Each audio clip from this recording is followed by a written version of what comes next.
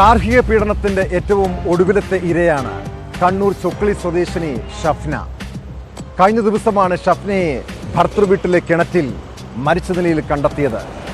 26-കാരിയായ ഷഫ്നയുടെ മരണത്തിൽ ദുരൂഹതയുണ്ടെന്ന് ആരോപിച്ച് ബന്ധുക്കൾ പരാതി നൽകിയതിന് പിന്നാലെ ചൊക്ലി പോലീസ് അന്വേഷണം ആരംഭിച്ചു. ഷഫ്നയുടെ മരണം കൊലപാതകമെന്നാണ് ബന്ധുക്കളുടെ ആരോപണം. ഷഫ്നയുടേത് മുങ്ങിയ മരണമാണെന്നാണ് പോസ്റ്റ്മോർട്ടത്തിലെ കണ്ടെത്തൽ. ആത്മഹത്യാ പ്രേരണ അടക്കമുള്ള വിഷയങ്ങളും പോലീസ് പരിശോധിക്കുന്നുണ്ട്.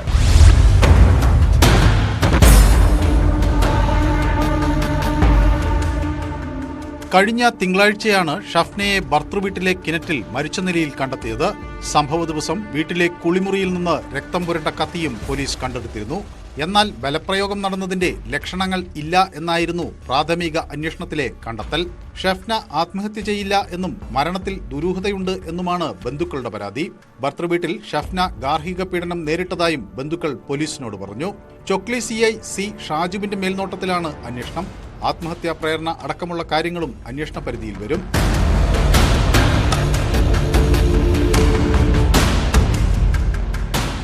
ഷഫ്നയുടേത് മുങ്ങിമരണമാണെന്നാണ് പോസ്റ്റ്മോർട്ടം റിപ്പോർട്ട്. പരിയാരം മെഡിക്കൽ കോളേജിൽ നടത്തിയ പോസ്റ്റ്മോർട്ടത്തിലാണ് ഇക്കാര്യം കണ്ടെത്തിയത്.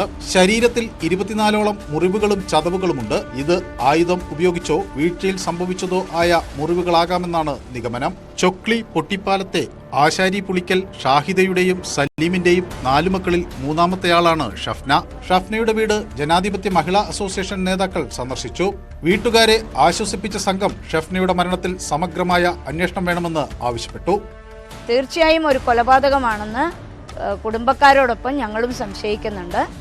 കയ്യിലും അതുപോലെ കഴുത്തിലും ഒക്കെ മുറിവുണ്ടായിരുന്നു എന്നൊക്കെ പറയുന്നത് കൃത്യമായും പരിശോധിക്കണം.